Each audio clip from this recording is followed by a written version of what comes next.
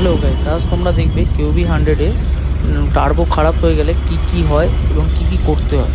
তো প্রথম দেখতে পাচ্ছ যে তোমরা যে গাড়িতে ধোঁয়া মারছে এবং সাদা ধোঁয়া মারছে পেছনে খুব পরিমাণে, ঠিক আছে।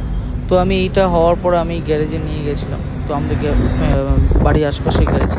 তো সে টার্বো ঠিক করে দিয়েছিল, 4,500 থেকে 5,000 টাকা খরচা পড়েছিল।